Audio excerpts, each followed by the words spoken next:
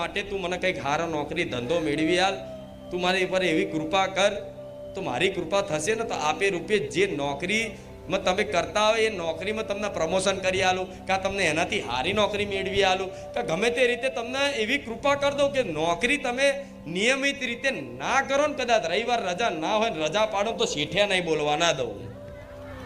એવા કંઈક છે, એવા કંઈક ભક્તો છે જે મારા વાલા બન્યા છે. એટલે હું દરેકને એક જ વાત કહીશ કે જો બારેજા ધામ આવતા હોય, નવા આવતા હોય તો સ્વાગત કાયમ માટે છે, ના નહીં. પણ અહીં વિધિ મૂડા જોડા થતા એ તો જો કે બધાને ખબર પડી જાય છે, પણ આપણા ખોટી આશા રાખીને આવે માતાજી જો નંબરમાં બેઠકમાં લખાવીશું ને માતાજી અમારા ઘેર પગલા પાડશે તો ના, એવું નહીં થતું. એનું કારણ છે નહીં થતું.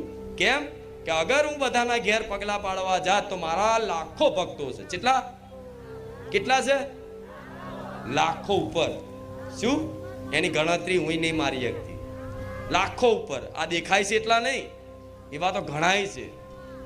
તેવા લાખો ભક્તોના બધાને ઘેર હું ચમની પહોંચી વરવા મારા દીકરાના એક શરીરથી પહોંચી વરાય? ના પહોંચી વરાય ને. તો આ બધું જોતા મેં માતાએ આ પ્રવચન ચાલુ કર્યું કે પ્રવચનથી બધાના પ્રશ્નોનો જવાબ મળી જશે.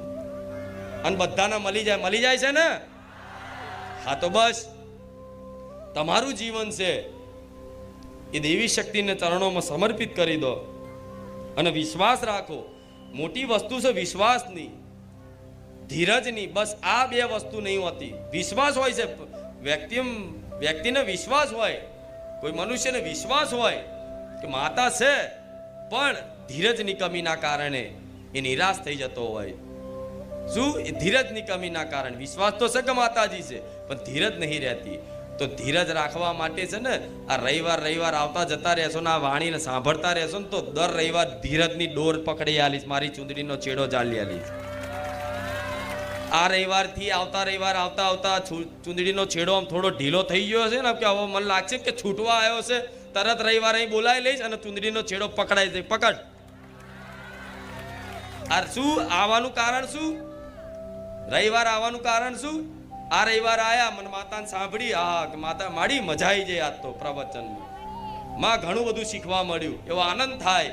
એવો આનંદ થઈને આવતા રવિવારે આવો ને તો સુધી તો તમારા છેડો છૂટવા આવ્યો હોય, પણ છૂટવા આવ્યો લાગે ને તરત અહીં આવી જવાનું, પકડાયા નહીં. પકડ. હા, શું ખોટું? તો વિચારો, મારા તો લાખો ભક્તો છે. શું? લાખો ભક્તો છે. તો આ લાખો ભક્તો બધાય મારી ચૂંદડીનો છેડો પકડી રાખ્યો છે. તો હું મેરડી જેટલી મોટી હોય કે લાખો હંગાત લઈને હેડું છું. હા, શું ખોટું? હા, એટલે વિશ્વાસની જરૂર છે. જે છે મુખ્ય વાત છે વિશ્વાસની. વિશ્વાસ કઈ વાતનો? કે માતાજી છે. બીજી કઈ વાતનો? કે માતાજી છે તો માતાજી બધાના હોય છે, તેવી રીતે મારાય છે. શું? મારાય છે. બીજો ત્રીજો વિશ્વાસ કે માની અંદર કરુણા છે, દયા છે. શું? માની. હેલો મિત્રો, સ્વાગત છે તમારું આજના આપણા નવા વિડીયોમાં. તો મિત્રો, આજના વિડીયોમાં આપણે વાત કરશું બારેજા ધામના ખુખાર મેળવીના વિશે. તો મિત્રો, ખુખાર મેળવીમાંના સાનિધ્યમાં માળી માત્ર ને માત્ર પ્રવચનમાં એક જ વસ્તુ કહે છે કે તમે લોકો જો માળીના સાનિધ્યમાં જવા માંગતા હોય, જો તમે પ્રવચન સાંભળવા માંગતા હોય તો તમે તમારી કુળદેવીને હંમેશા આગળ રાખો. મિત્રો, એવું નહીં કે તમે એમને માત્ર ને માત્ર તમારા કામમાં જ, પરંતુ માત્ર તમારું કામ કરવાનું હોય ત્યારે જ નહીં, પરંતુ કોઈ પણ કામ હોય મિત્રો તેમાં તમારી કુળદેવીને આગળ રાખો. મિત્રો, જો તમે તમારી કુળદેવીને માનશો, એટલો પ્રેમ આપશો મિત્રો, એટલો જ તમે તેમને ભાવથી માનશો તો એ તમારું કામ જરૂરથી કરશે. જગતની કોઈ પણ દેવી શક્તિ તમારા પર ખરાબ કે સારું કાર્ય કરે મિત્રો તો તે તમારી કુળદેવીને આધીન હોય છે. મિત્રો, કોઈ પણ વસ્તુ હોય મિત્રો તે તમારા ઘરમાં આવે કે સારી કે નરસી, પરંતુ મિત્રો એ તમારી કુળદેવીની રજા વગર ના આવી શકે. તો મિત્રો, સારી વસ્તુ જે કોઈ પણ લાભ થવાનો હોય, તમને ધન લાભ આપે, તો મિત્રો લક્ષ્મી ટકતા હોય તમારા ઘરમાં તો એ તમારી કુળદેવીને આભાર માનવો જોઈએ મિત્રો.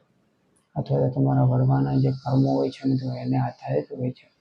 તો જો મિત્રો વડવાએ સારા કર્મો કર્યા હશે તો તમારી પાસે ધન રહેશે, તમે સારા કાર્ય કરશો તો. અથવા તો જો તમે અત્યારે જે કાર્ય છે ખરાબ કરવાનું ચાલુ કરી દેશો તો તમારું ધન હશે તો ગમે એટલું હશે તે ચાલ્યું જશે.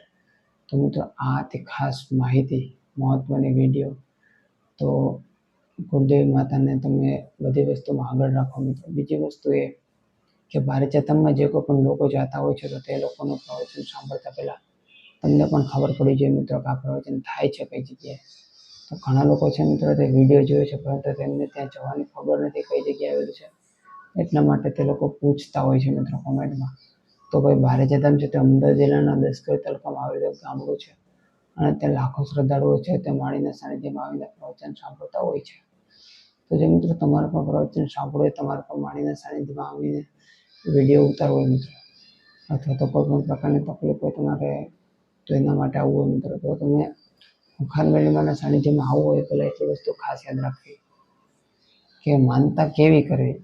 તો માનતા કરવી મિત્રો, તો માનતા એવી ના કરવી કે બીજા કોઈ ચાલીને આવતા આપણે પણ એવું જોઈએ અને ચાલવાનું ચાલુ કરી દે. ત્યારે આપણે પણ મળે મેળીમાના ધામ સુધી ચાલીને જઈએ 200, 500, 1500 કિલોમીટર.